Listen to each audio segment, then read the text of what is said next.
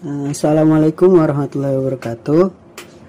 Selamat siang kepada Bapak Yafik selaku dosen mata kuliah Ulumul Hadis, dan selamat siang kepada teman-teman semuanya. Pada kesempatan kali ini saya Mustafa Sahri selaku perwakilan dari kelompok 10 akan mempresentasikan hasil materi kami yang mana telah diberi judul yaitu tentang macam-macam hadis dhaif dan fungsinya. Namun sebelum melanjut ke pembahasan, perkenankanlah saya dulu untuk memperkenalkan kelompok kami. Baik, yang pertama yaitu ada saya sendiri Mustafa Sahri, dan yang kedua yaitu ada saudari Sazni Anissa, dan yang ketiga yaitu saudari Rosita Hidayatullah. Baik, pembahasan pertama yaitu tentang pengertian hadis dhaif. Hadis dhaif adalah hadis yang di dalamnya tidak terdapat syarat-syarat yang memenuhi kriteria hadis sahih dan hasan, yang mana penyebab utamanya disimpulkan berdasarkan dua sebab, yaitu keterputusan sanad dan perawinya yang bermasalah. Nah, jadi maksud dari pengertian hadis dhaif tersebut yaitu adalah hadis yang mana kriteria hadis tersebut tidak sampai atau tidak memenuhi kepada hadis hasan atau sahih yang disebabkan oleh dua hal, yaitu keterputusan sanad dan perawinya yang bermasalah. Baik, penyebab pertamanya yaitu tentang terputusnya sanad atau al-saq min al-sanad. Jadi yang dimaksud dengan terputusnya sanad adalah terputusnya mata rantai sanad yang disebabkan adanya seorang rawi atau lebih yang tidak disebutkan baik disengaja atau tidak. Rawi yang tidak disebutkan tersebut bisa saja terletak di awal sanad atau di tengah sanad. Nah, maksudnya yaitu adalah ada satu atau dua atau lebih perawi yang tidak lengkap dalam sebuah jalur periwayatan dengan berbagai sebab. Yang jelas jalur itu menjadi ompong karena terjadinya kekosongan satu atau beberapa perawi di dalamnya.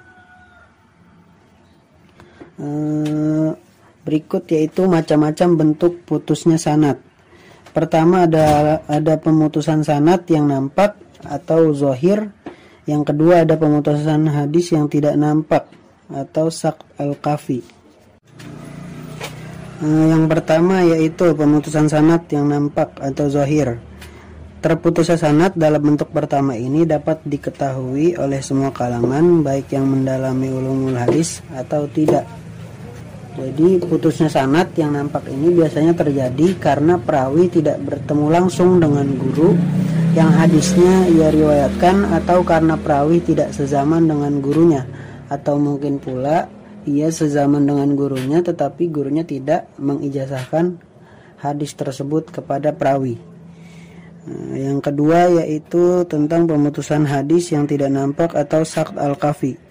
Jadi maksudnya yaitu sanad yang terputus yang tidak nampak, tidak dapat diketahui kecuali oleh para ulama ahli hadis yang meneliti jalan-jalan hadis atau rangkaian rawi dengan cermat, dan ulama ahli hadis yang meneliti ilat-ilat sanad.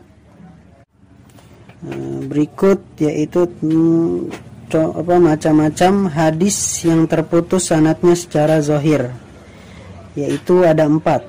Pertama mu'allaq, kedua mursal, ketiga mu'dal, keempat munkati. Baik. Nah, pertama ada hadis mu'allaq. Hadis mu'allaq adalah setiap hadis yang tidak disebutkan rangkaian sanadnya dari awal sanad. Hadis mu'allaq ini disebabkan karena hadis tersebut hanya dihubungkan oleh rawi kepada orang yang pertama kali mengucapkan hadis tanpa menyebutkan nama-nama rawi yang meriwayatkan hadis dari Rasul sampai rawi terakhir. Yang kedua yaitu adalah hadis mursal.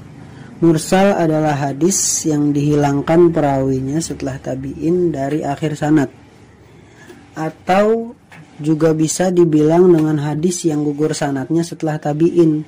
Nah, yang dimaksud gugur di sini ialah nama sanad terakhirnya, yakni nama sahabat yang tidak disebutkan, padahal sahabat adalah orang pertama yang menerima hadis dari Rasulullah. Nah, yang ketiga yaitu ada hadis mu'dal. Mu'dal adalah hadis yang dalam rangkaian sanadnya terdapat dua perawi yang dihilangkan secara berturut-turut, atau juga bisa dibilang dengan hadis yang gugur dua sanadnya atau lebih secara berturut-turut, baik gugurnya itu antara sahabat dengan tabi'in atau antara tabi'in dengan tabi'in.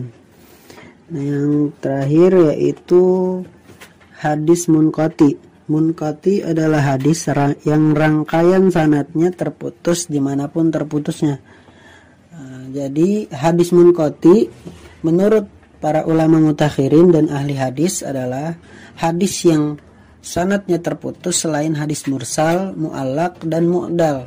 Dengan demikian hadis munqati adalah hadis yang terputus sanadnya, dan sanad yang putus tersebut seorang rawi yang berada di tengah sanad atau di akhir sanad beberapa orang rawi tetapi tidak terputus secara berturut-turut. Selanjutnya yaitu hadis dhaif yang terputus sanadnya secara kafi atau tidak nampak, yaitu ada mudallas dan mursal kafi. Pertama, mudallas. Mudallas adalah perawi hadis yang meriwayatkan hadis dari gurunya, tetapi hadis yang ia sampaikan itu tidak dengar langsung dari gurunya.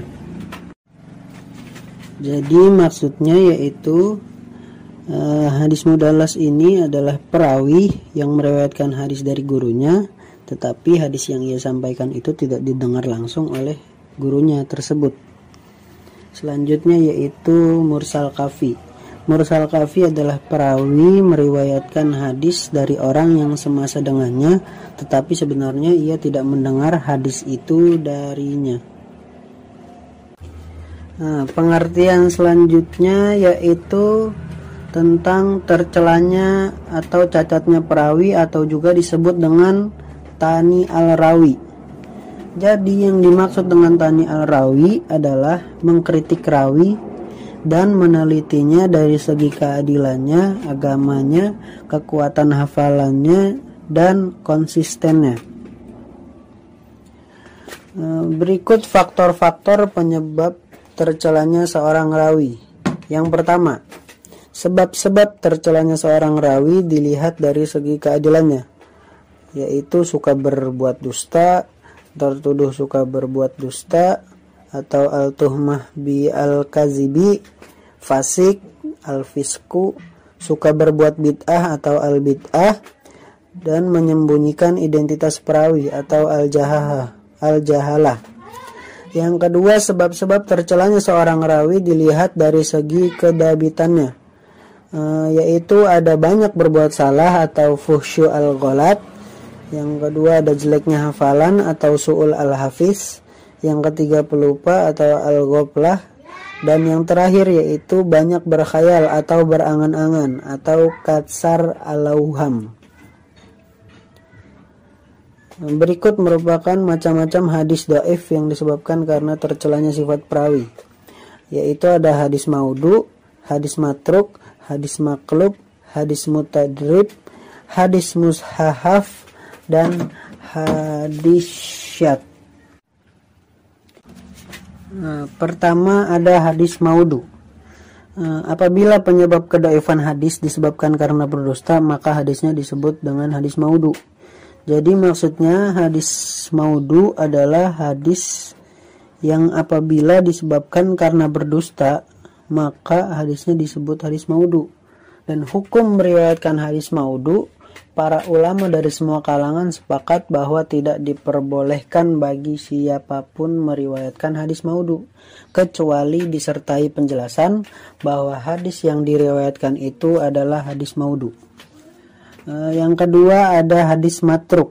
Hadis matruk adalah hadis dhaif yang disebabkan karena dalam sanad hadis tersebut ada rawi yang tertuduh suka berbohong. Dan biasanya penyebabnya dapat diketahui seorang rawi tertuduh suka berbuat dusta atau berbohong adalah: pertama, hadis tersebut hanya diriwayatkan oleh seorang perawi, dan kedua, rawi yang meriwayatkan hadis tersebut terkenal suka berbohong dalam perkataannya sehari-hari, walaupun belum pernah diketahui secara pasti dia pernah mendustakan hadis Nabi. Yang ketiga yaitu ada hadis maklub. Hadis ini terjadi mukhalafah atau menyalahi hadis lain disebabkan mendahului atau mengakhirkan. Selanjutnya yaitu ada hadis mutadarib. Hadis ini diriwayatkan dengan redaksi yang berbeda-beda, tetapi kekuatan hadis-hadis tersebut sama antara hadis yang satu dengan yang lainnya. Selanjutnya yaitu ada hadis mushahaf. Hadis yang berubah kata-katanya, baik yang terdapat dalam sanad atau matan, yang disebabkan karena salah membaca atau salah menulis. Dan yang terakhir yaitu ada hadis syadz. Hadis yang diriwayatkan oleh perawi yang makbul yang menyalahi hadis yang diriwayatkan oleh perawi yang lebih makbul. Pembahasan selanjutnya yaitu tentang hadis dhaif menurut Ibnu As-Salah, yaitu iza qalu fi hadisin innahu ghairu sahihin falaisa zalika qat'an bi annahu kazibun fi nafsil amr iz qad yakunu sidqan fi nafsil amr wa innamal muradu bihi annahu lam yasihha isnaduhu ala syaratil mazkur. Ibnu As-Salah menyebutkan bahwa jika hadis disebut tidak sahih bukan berarti hadis itu pasti bohong, bukan dari Nabi. Beliau menyebutkan ketika ulama menyebutkan hadis ini tidak sahih bukan berarti hadis itu pasti bohong. Bisa jadi hadis itu benar, hanya saja hadis tersebut sanadnya belum memenuhi syarat-syarat yang telah disebutkan atau syarat hadis makbul. Pembahasan terakhir yaitu tentang berhujjah dengan hadis dhaif. Para ulama sepakat melarang meriwayatkan hadis dhaif bukan maudhu. Adapun hadis dhaif bukan hadis maudhu, maka diperselisihkan tentang boleh atau tidaknya diriwayatkannya untuk berhujjah. Nah, dalam hal ini ada beberapa pendapat. Yang satu melarang secara mutlak dan yang kedua yaitu membolehkan. Nah, menurut Ibnu Hajar al-Asqalani, ulama hadis yang memperbolehkan berhujjah dengan hadis dhaif untuk keutamaan amal yaitu memberikan 3 syarat. Pertama, hadis dhaif itu tidak keterlaluan. Dasar amal yang ditunjukkan oleh hadis dhaif tersebut masih di bawah suatu dasar yang dibenarkan oleh hadis yang dapat diamalkan sahih atau hasan. Dan yang terakhir yaitu dalam mengamalkannya tidak mengiktikatkan bahwa hadis tersebut benar-benar bersumber dari Nabi, tetapi tujuan ikhtiyat hati-hati belaka. Mungkin sekian dari kelompok 10. Apabila ada kesalahan kami meminta maaf sebesar-besarnya. Kurang lebihnya mohon maaf. Wassalamualaikum warahmatullahi wabarakatuh.